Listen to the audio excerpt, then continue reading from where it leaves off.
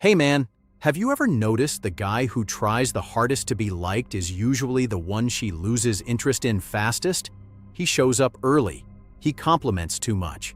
He agrees with everything she says. He's available every single time she texts. And somehow, despite doing everything right, he still ends up in the friend zone or worse, forgotten completely. Meanwhile, there's another guy. He's not chasing anything. He's not performing. He's not trying to prove his worth every 5 minutes. And somehow, she can't stop thinking about him. Bro, that used to confuse the hell out of me. I used to think attraction was something you earned through effort. I thought if I just said the right things, showed up enough, gave enough compliments, eventually she'd choose me. But I was solving the wrong problem, because attraction and dependency are not the same thing. And once I understood the difference, everything about how I moved through relationships changed. So in this video, I'm going to break down exactly why chasing attraction fails and what smart men build instead. Something far more powerful than a first impression. Something that doesn't fade after the honeymoon phase. Something that makes you unforgettable instead of replaceable. Let's get into it. Lesson 1. Attraction is a spark. Dependency is a root system.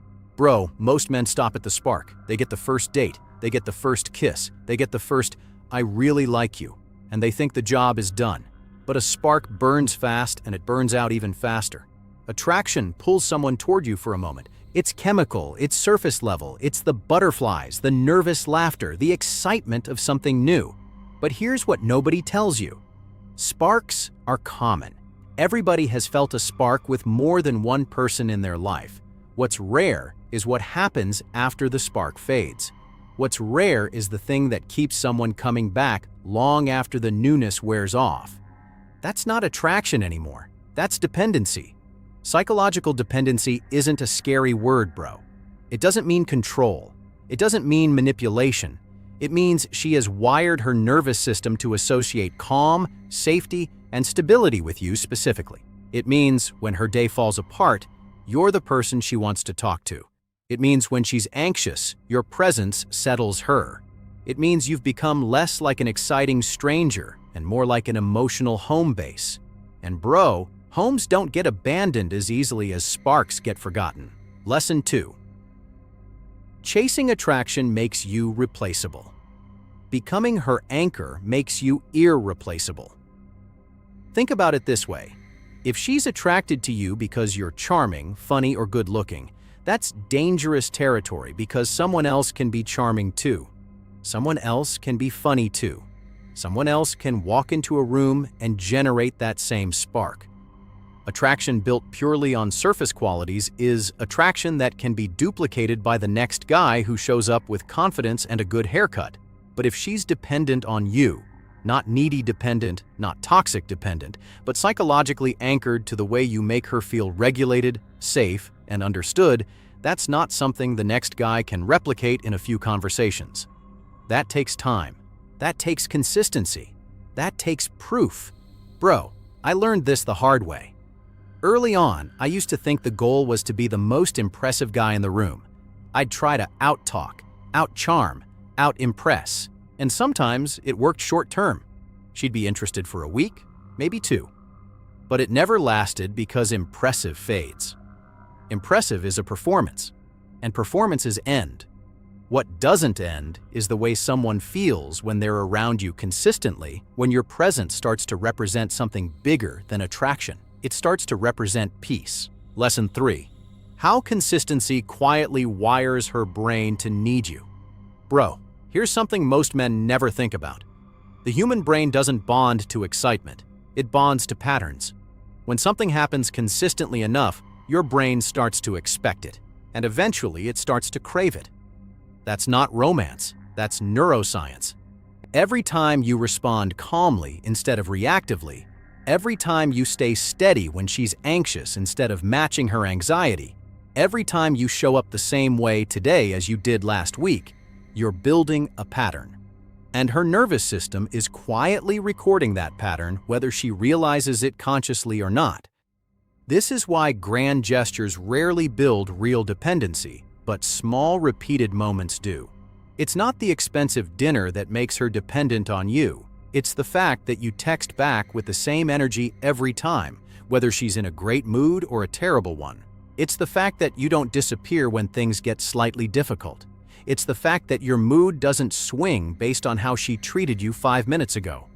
Bro, that consistency is rare. Most people, men and women, are emotionally reactive.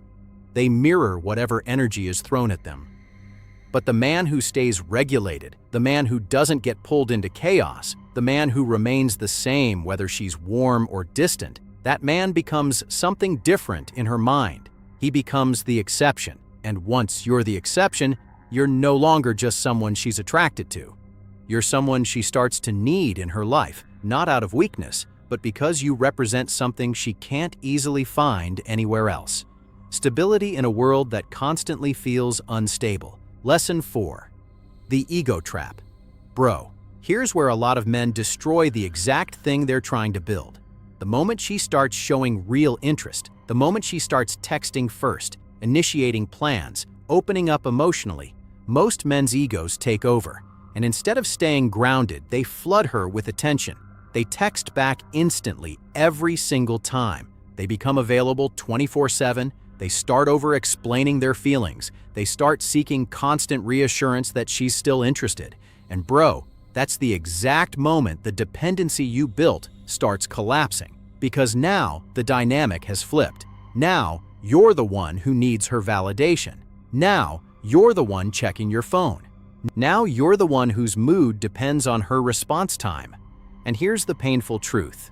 Neediness is repellent, not because wanting connection is wrong, but because neediness signals scarcity in your own life.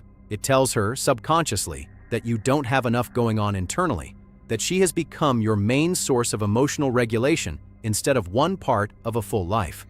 And when that happens, the psychological dependency reverses.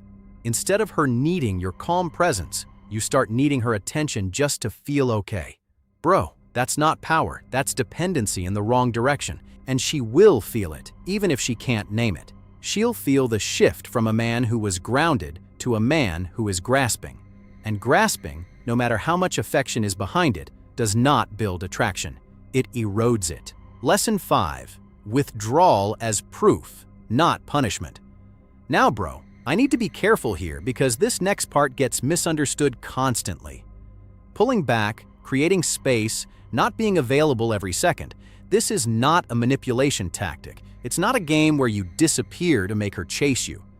If you're doing it as a strategy to control her emotions, it will eventually backfire because manipulation always leaks through eventually. But there's a difference between manipulative withdrawal and natural withdrawal that comes from having a full life. When you have your own goals, your own friendships, your own physical training, your own mission you're building toward, you naturally don't have unlimited time and unlimited emotional bandwidth to give to one person. And that's not a strategy, that's just reality. Bro, this is where real scarcity comes from. Not from pretending to be busy, but from actually being a man whose life doesn't revolve entirely around her. When she experiences that, when she realizes your world is full and she's a valued part of it rather than the entire center of it, something happens psychologically. She starts to value the time you do give her more because it's not infinite. She starts to appreciate your attention because it's not desperate. And ironically, that's when the dependency deepens, not because you withheld anything intentionally, but because your presence became something earned through your own self-respect, not handed out compulsively out of fear of losing her. Lesson 6. The biggest mistake men make right after she shows interest. Bro, here's where most men ruin everything they built. She finally opens up. She finally texts first. She finally says something that shows she's catching feelings, and instead of staying the same grounded man who attracted her in the first place, he panics with excitement and floods her with attention. He responds within seconds every time. He starts double texting. He starts asking if she's okay when she takes a few hours to reply. He starts explaining his feelings before she's even asked. And bro, this is the collapse point. Because the entire reason she started leaning in was the stability and self-respect you demonstrated. The moment you abandon that and become anxious, available, and over-invested, You're no longer the man she was building dependency toward. You're now a different version of yourself, one driven by fear of losing her instead of confidence in your own value. And she feels that shift immediately, even if she can't explain why the energy changed. This is the single biggest mistake separating men who build lasting psychological pull from men who get a few weeks of interest before it fades. The moment things start going well is exactly when you need to stay the most disciplined, not the least. Lesson 7. What to do instead. Bro, if you want to build real psychological dependency instead of chasing shallow attraction, stop trying to earn her interest through performance and start building something she can feel is real. That means building your own life so fully that your presence in hers is a choice, not a need. Build your body so you carry yourself with quiet confidence instead of asking for validation through your appearance. Build your discipline so your days have structure and purpose instead of revolving around waiting for her response. Build your mission, your goals, your purpose so deeply that even the best relationship in the world is an addition to your life, not the foundation holding it up. Because bro, here's the truth most men never hear. Psychological dependency isn't built by convincing someone you're valuable. It's built by becoming genuinely valuable and letting her feel that through your consistency, your calm, and your self-respect over time. You don't need to perform for it. You don't need to chase for it. You need to become the kind of man whose presence naturally regulates the people around him because he's already regulated himself. And bro, here's the part most men miss completely. The stability you build for her sake has to be real for your sake first. If you're only calm because you're trying to seem calm, if you're only grounded as a performance to win her over, that's not real regulation, that's just a more advanced form of chasing. The real shift happens when you stop building this for her attention and start building it because a disciplined, purposeful, emotionally steady life is simply a better life to live.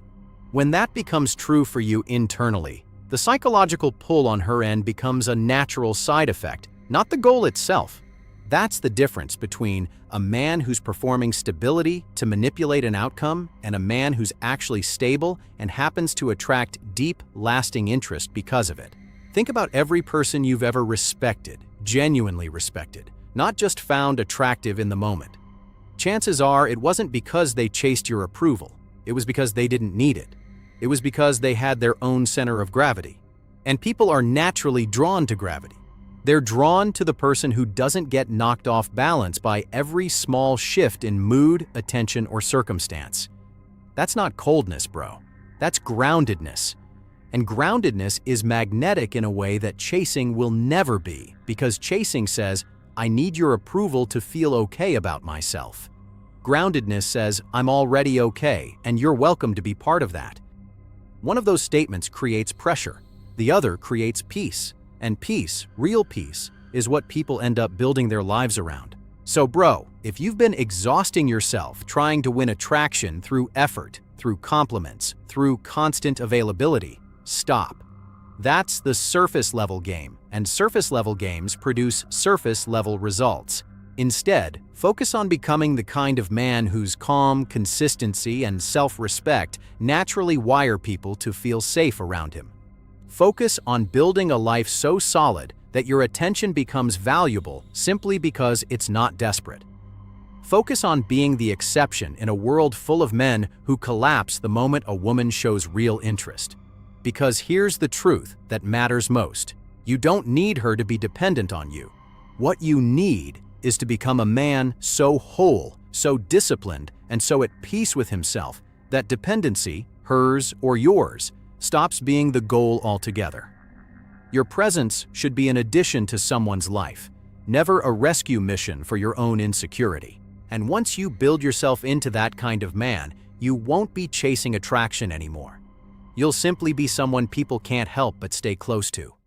If this hit is different, hit like, subscribe, and drop a comment telling me, what's one habit that made you more magnetic without even trying?